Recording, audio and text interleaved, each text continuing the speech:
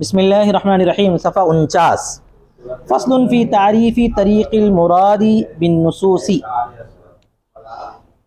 یہ فصل جو ہے نصوص کے مراد کے طریقوں کے پہچاننے میں۔ نصوص کی مراد کا مطلب یہ ہے کہ نص کا مطلب آیت مبارکہ قرآن و حدیث، اس سے اس کی مراد کیا ہے، اس کی مراد کیا ہے، اس کو پہچاننے کے لیے یہ فصل لائی گئی ہے۔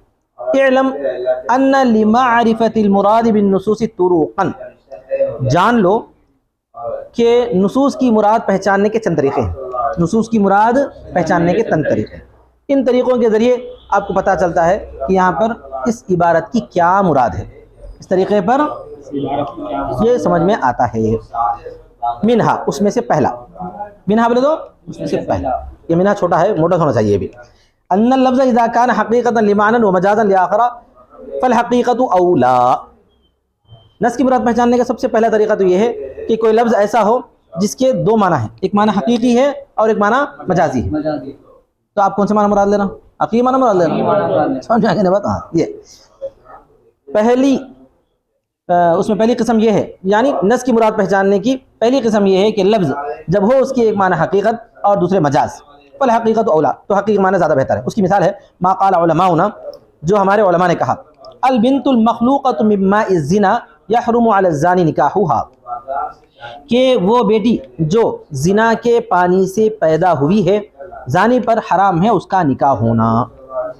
زانی پر نکاح ہونا نہیں، نکاح، زانی پر اس کا نکاح حرام ہے۔ مطلب کیا ہے؟ اگر کوئی آدمی بیوقوف قسم کا، انہیں کیا کرا، کسی عورت سے زنا کر لیا، پھر اس کے بعد جو ہے اس سے حمل ہوا، حمل ہونے کے بعد کیا ہو گئی؟ بیٹی پیدا ہوئی۔ اب اس بیٹی سے جو ہے نکاح کرنا چاہ رہا، ہو سکتا کیا؟ نہیں ہو سکتا۔ سمجھ میں آ گیا نا؟ کیسے؟ وقال شافعی، امام شافعی رحمۃ اللہ علیہ فرماتے ہیں یہ حل، حلال ہے۔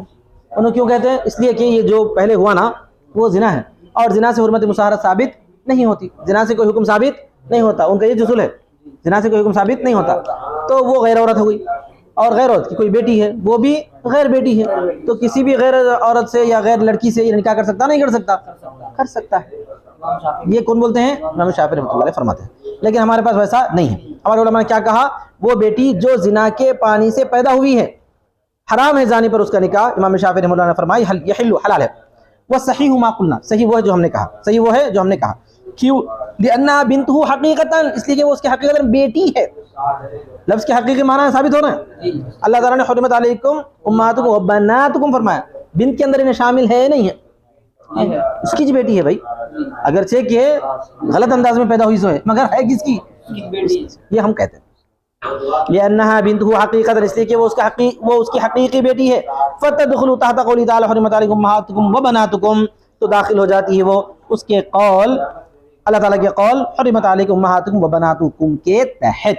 وَيَتَفَرُّعُ عَنْهُ مِنْهُ الْأَحْكَامُ عَلَى الْمَذْهَبَيْنِ، اور متفرع ہوتے ہیں اس سے، متفرع ہوتے ہیں اس سے کا مطلب یہ کہ نکلتے ہیں اس سے احکام دونوں مذہبوں پر، دونوں مذہبوں پر بہت سارے احکام نکلتے ہیں۔ امام شافعی رحمۃ اللہ کیا فرماتے ہیں؟ وہ بیٹی ہے، نکاح، وہ بیٹی نہیں ہے، نکاح حلال ہے، تو وطی بھی حلال ہے، مہر بھی لازم ہے، نفقہ بھی دینا ہے، سکنا بھی دینا ہے، اولاد ہی تو وہ ثابت النسب ہے، سب مسئلے چلتے ہیں کے پاس۔ ہم کیا کہتے ہیں؟ نکاح حلال نہیں ہے، نکاح حلال نہیں ہے تو مہر ہے نہیں ہے، وطی حلال ہے نہیں ہے، اور اس کے بعد بچے اگر ہوئے تو ثابت نسب نہیں ہے۔ وطی کے حلال ہونے اور مہر کے واجب ہونے، نفقہ کے لازم ہونے، وراثت کے جاری ہونے کے بارے میں بھی، وراثت کا جاری ہونا کیا ہے؟ ہاں، ان کے پاس بیوی ہے، لہٰذا انہیں مر گیا تو انہیں وارث بنتی ہے، ایسا بولتے ہیں۔ حناف کے پاس بیوی ہوئی چنے انہیں تو وارث بنتی چنے۔ البتہ تم یہ نہیں بولنا ہے یہاں پہ، چونکہ انہیں بھی جو ہے اس کی بیٹی ہے، حقیقی بیٹی ہے نا، لہذا دیگر ورثاء کے ساتھ انہیں بھی وارث بننی چاہیے، نہیں بول سکتے، یہ نہیں بول سکتے۔ کیوں نہیں بول سکتے؟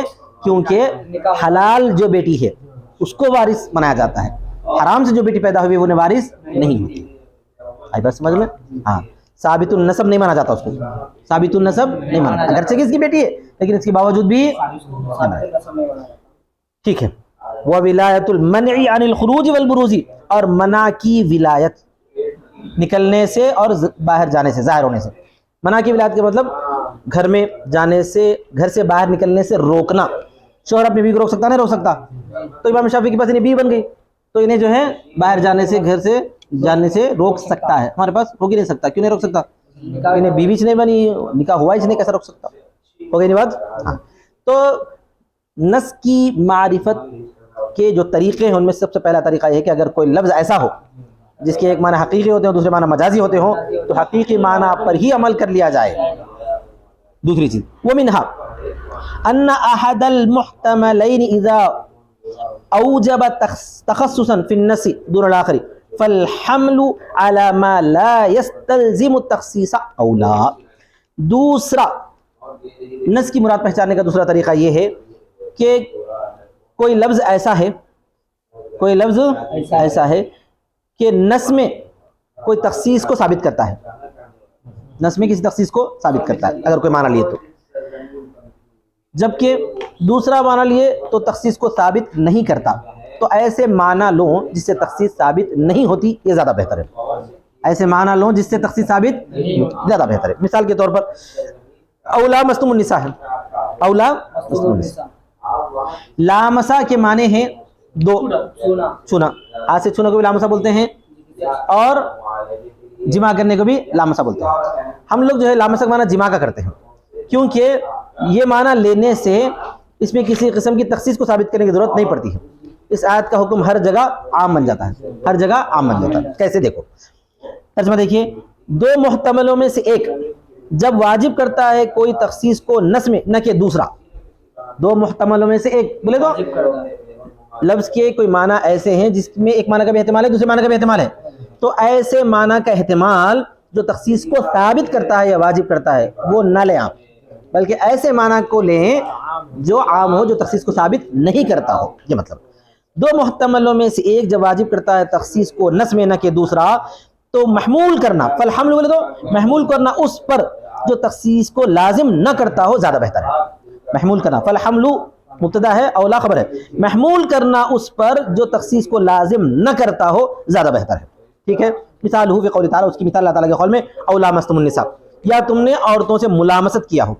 فالملامست لفظ ملامست, اب ملامست کیا خود بول رہا ہوں.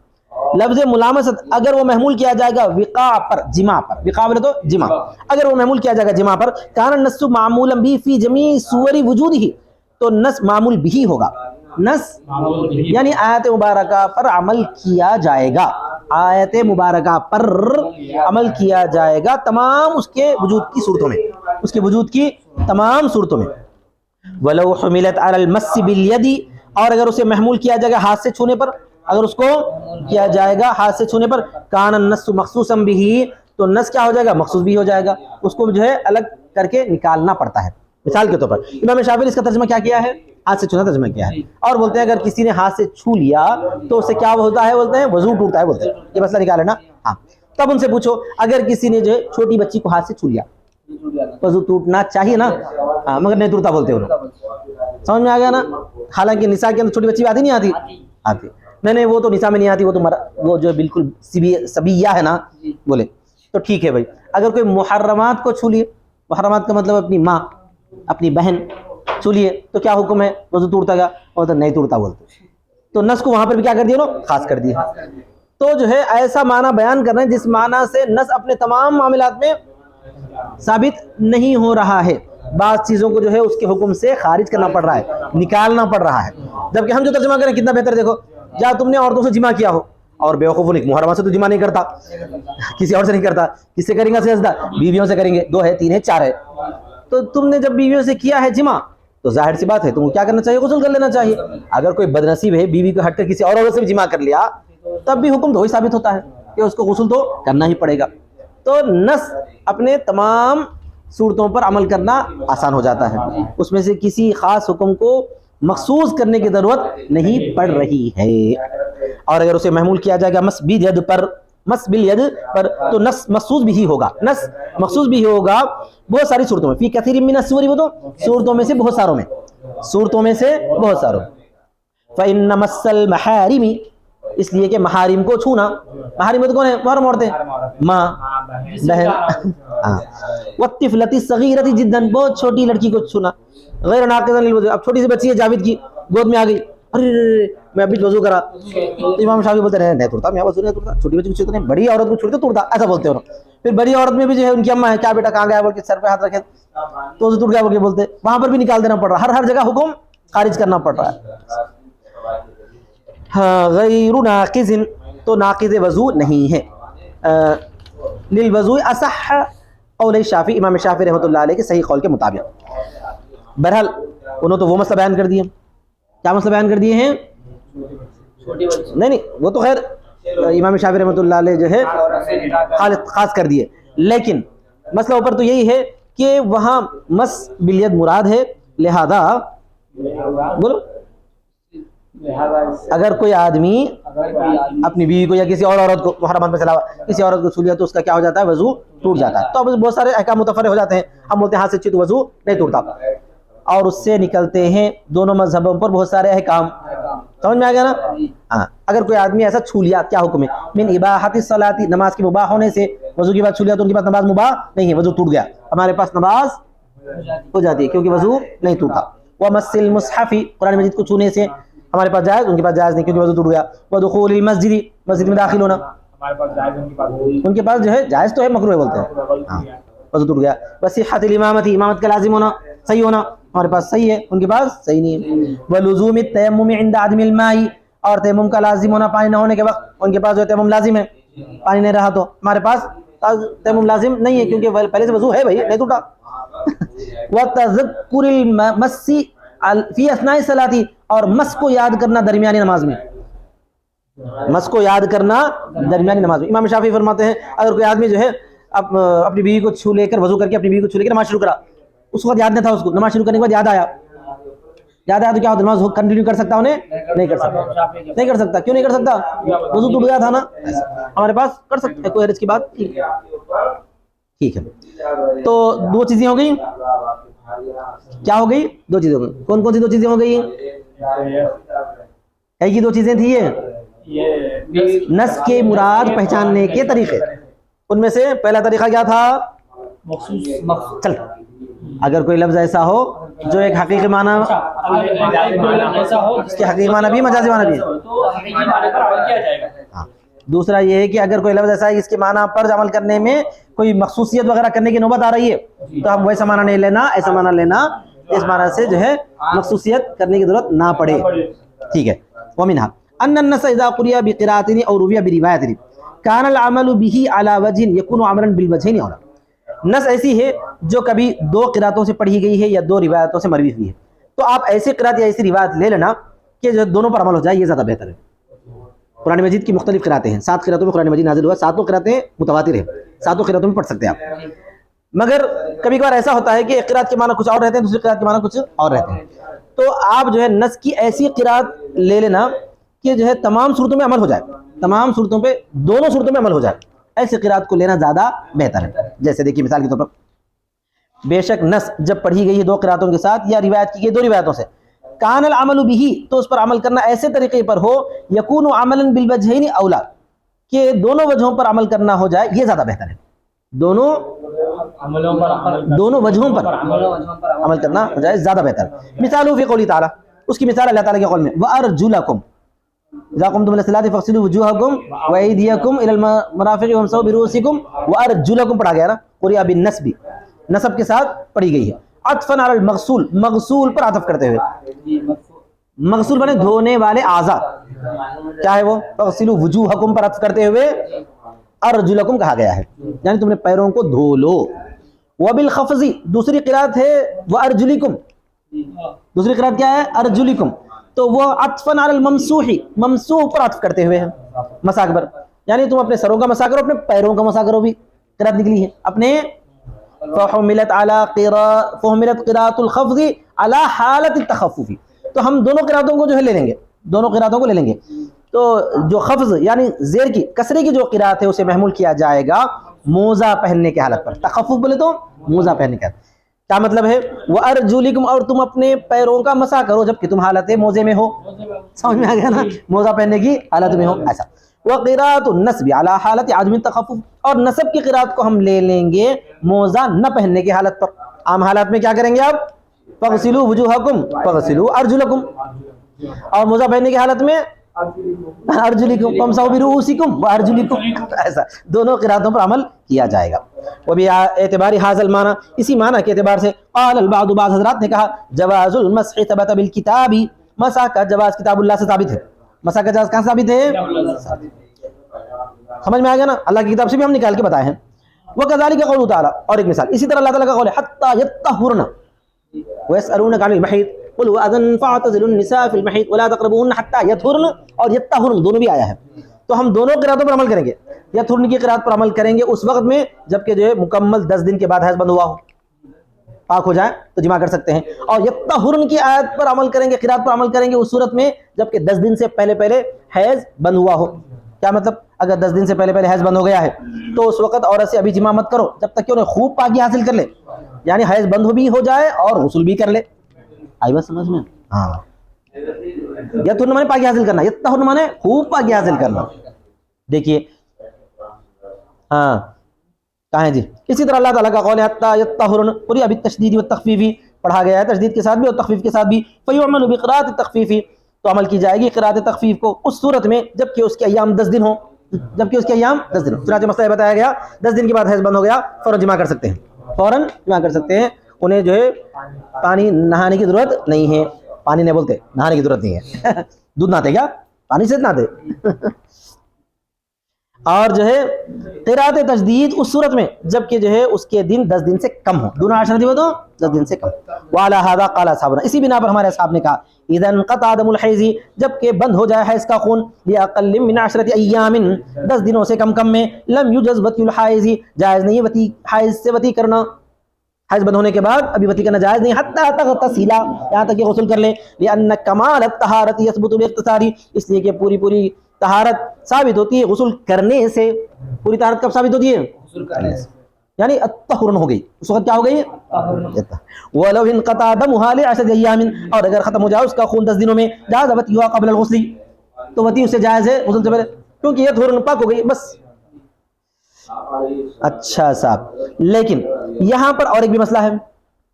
لأن مطلق الطہارت ثبت بانقطاع الدم، اس لیے کہ مطلق طہارت ثابت ہو جاتی ہے خون کے رکنے سے.